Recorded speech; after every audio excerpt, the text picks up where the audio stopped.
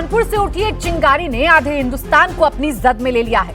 हिंदू मुसलमान आमने सामने हैं। मुसलमान पूरे जोर शोर से आई लव मोहम्मद के पोस्टर लगा रहे हैं। जमावड़ा हो रहा है। जवाब में हिंदू संगठन आई लव महादेव के पैम्फलेट बांट रहे हैं।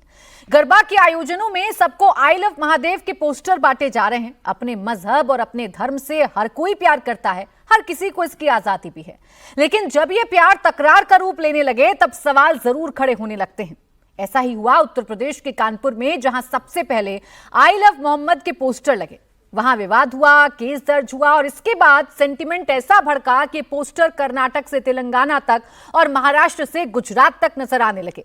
सियासी पार्टियां खुलकर इसमें कुछ बोलने से कतरा जरूर रही हैं, लेकिन इस पूरे विवाद के बीच खामोशी से सियासी रोटियां सेकने की उनकी कोशिश जरूर है। ऐसे में सवाल है कि लव के बदले लव वाली इस तकरार के पीछे कौन है। सवाल यह भी कि आखिर इस विवाद का असली मकसद क्या है। आज इसी पर करेंगे मुकाबला। पहले एक रिपोर्ट आपको दिखाते हैं। कल रात सोशल मीडिया स्टेटस को लेकर जो बवाल हुआ, ये गाड़ियां उसकी गवाही दे रही हैं। आई लव महादेव की पोस्ट से मुस्लिम समुदाय इतने गुस्से में आ गया कि उसने गांधीनगर में आग लगा दी। उपद्रवियों ने जमकर बवाल काटा, पथराव किया। बहियल गांव में आई लव महादेव स्टेटस को लेकर उपद्रवियों ने बवाल काटा। हिंदू मोहल्ले में गाड़ियों को निशाना बनाया गया, कारों पर पथराव किया गया, गाड़ियों के शीशे तोड़ दिए गए। अब महाराष्ट्र में भी ये कंट्रोवर्सी शुरू हो गई है। मुंबई में भी एक तरफ आई लव मोहम्मद के पोस्टर हैं, तो दूसरी तरफ गरबा पंडाल आई लव महादेव से गूंज रहे हैं। हिंदू संगठन अब कैंपेन चला रहे हैं। गरबा पंडाल आई लव महादेव के पोस्टर बैनर से पटा हुआ है। हिंदू समाज के लोग पोस्टर लेकर पहुंच रहे हैं। गरबा और डांडिया में शामिल होने वाले लोगों को आई लव महादेव के पैम्फलेट बांटे जा रहे हैं।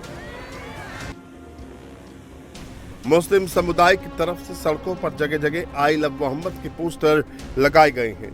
मुंबई जैसा कैंपेन पूरे महाराष्ट्र में चलाया जा रहा है। ये जानना भी जरूरी है, पूरे मामले की शुरुआत कानपुर में हुई, तब शायद ही किसी को एहसास होगा कि इतने बड़े विवाद को जन्म देने वाला है। दरअसल कानपुर के रावतपुर इलाके के सैयदनगर में बाराफात के मौके पर मुस्लिम समुदाय के लोगों ने एक पोस्टर लगाया। इस पोस्टर पर लिखा था आई लव मोहम्मद। लेकिन मामले में नया मोड़ तब आया जब 4 सितंबर को पोस्टर लगने के करीब एक सप्ताह बाद कानपुर पुलिस ने एफआईआर दर्ज की। इसमें मुस्लिम समुदाय के 9 लोगों को नामजद आरोपी बनाया गया, जबकि 15 अज्ञात लोगों के खिलाफ केस दर्ज किया गया और सांप्रदायिक सौहार्द बिगाड़ने, धार्मिक भावनाओं को भड़काने जैसी धाराएं लगाई गई। एफआईआर के विरोध में सबसे पहले कानपुर के ही लोग सड़कों पर उतर आए। 19 सितंबर को आई लव मोहम्मद पोस्टर के साथ प्रोटेस्ट हुआ।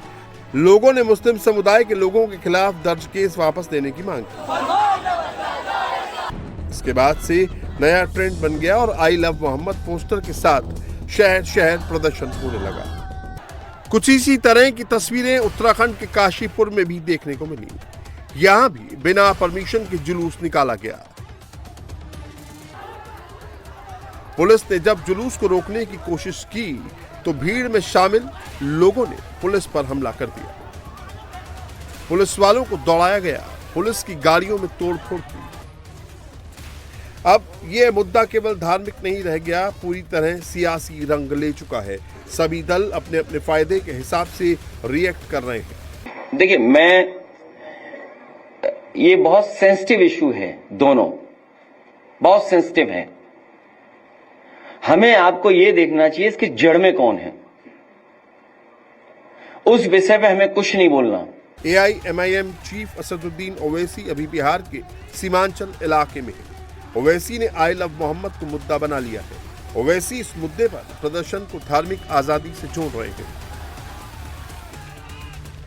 हर मुसलमान मोहम्मद सल्लल्लाहु अलैहि वसल्लम से मोहब्बत करता है, इसलिए कि उसके ईमान का हिस्सा है। ये तो हमारे ईमान का हिस्सा है और आर्टिकल 25 में फ्रीडम ऑफ रिलीजन है, तो संविधान में फंडामेंटल राइट है।